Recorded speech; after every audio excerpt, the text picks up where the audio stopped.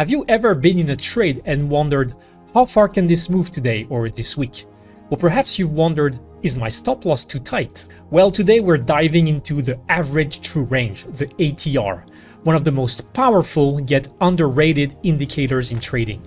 By the end of this video, you'll know exactly how to use the ATR to manage risk, set smart stop losses, and even spot volatility shifts like a pro. We'll also backtest a strategy that uses the ATR directly in the opposite platform. So let's jump in. Alright, so what is the ATR? It stands for Average True Range, and it measures the market volatility. It doesn't tell you direction like RSI or moving averages, but rather how much an asset moves on average over a specific period. How does it do this? Well, it calculates the true range, which is the biggest move between either today's high and low, or yesterday's close and today's high, or yesterday's close and today's low. Then it averages these values over a set number of periods, usually 14, to smooth out fluctuations and show the average price movement. And voila, that's how the ATR is showed on trading charts, with a line that fluctuates with market volatility. Let's see a clear example. We can observe that when the ATR spikes up, that's when there is volatility in the market. But on the opposite, when the markets were quiet and the price was flat, that's when the ATR was decreasing. So the ATR tells us when the markets are heating up or cooling down. So what can we do with this information? Let's find out. We need to understand how to actually use the ATR. The first use case is, as we saw, to identify market volatility. Here intraday on the Dow Jones, when the ATR increases, that's when there is suddenly market volatility. This could be due to major news or strong trend or breakouts of technical levels. But later, when the ATR falls, that's when the markets cool down, usually indicating a consolidation phase. So let's say you're trading a stock like AMD on a daily chart, and you see that the ATR is currently at around 5 or 4.9. That means these days, on any day, price is likely to move about $5.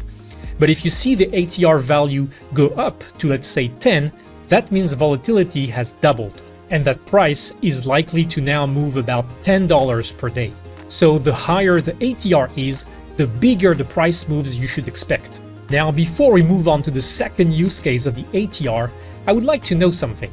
Do you currently use the ATR in your trading strategy? And if yes, how do you use it? Just let me know in the comment sections down below. And if you find this video useful in any way, please smash the like button and subscribe. You can also join our trading community on Telegram. The link is in the description below. Alright, let's continue with the second use case of the ATR. Setting smarter stop losses. One of the biggest mistakes that many traders make is to set stop losses too tight, and then they wonder why they got taken out. So if you're trading a stock like Nvidia on a daily chart and you see that the ATR is $8.4, but you set your stop loss at, let's say, $3, you are very likely to get taken out by normal daily fluctuations. Instead, a good rule of thumb is to place your stop loss at 1.5 to 2 times the ATR from your entry price. For you to get stopped out, that would mean that price has to move twice its normal volatility against you. Even setting your stop loss at more than 2 times the ATR from your entry price is totally fine. Now, a third use case of the ATR is to help adjust your take profits. Think about it. If the ATR can help you set smarter stop losses, then for sure it can help you set smarter targets. Your TP level should match the market's volatility. If the ATR is high, target bigger profits because the market moves more. But on the opposite, if the ATR is low, you should aim for smaller targets since price moves less. This way, you can adapt to market conditions instead of using fixed percentage or dollar stop losses or TPs. Now, let's go on the opposite platform and backtest a strategy that uses the ATR. And this time, we'll even test an investment strategy to see that the ATR can also be useful for long-term investors. I'll test the strategy on the World ETF from BlackRock. So that would be the iShares World. And the strategy that we're going to test is the following one. We'll want to invest $50 every time the price is 2 ATR below the 50-day EMA, or the 50-day exponential moving average. And for you to visually see what the strategy will do, let me explain. So here, the middle blue line is the 50-day exponential moving average. And the red line above and the green line below are lines that are 2 times the ATR above and below. So every time price will be at least twice the ATR below the blue line. So basically when price will be on or below that green line, we will invest $50 and we'll do that every time that happens. So basically we'll do it here, then here again, every day that the price is below the green line, then here again, and so on. So I just typed in plain English the rules of this strategy, and we'll backtest it over the last 7 years. So let's hit next, and here it seems the rules are clear enough and the strategy is ready for the backtest. So here we go. As usual, it should take between 30 seconds to 60 seconds to get the results. All right, it's already done. Let's see what we got. So here I have a recap of what the AI understood of my rules.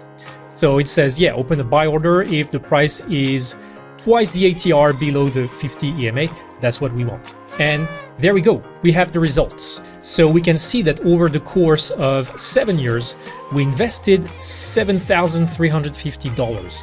And at the end, our capital is now worth around $13,000. The total performance is 62% with an annualized return of 7.5% with a max drawdown of only 14%. I calculated that if we had just bought and hold the world ETF over the same period, we would have total performance of 87%, but with a max drawdown of minus 37%.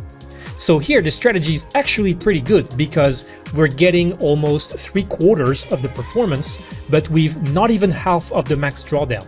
So in the near future, if I like this strategy, I'll even be able to automate it on my portfolio. So as you saw, the ATR can be very helpful, not only for traders, but also for long-term investors who just want to use the ATR to time their entry on their position. So feel free to go test your own trading strategy ideas on opsit.com.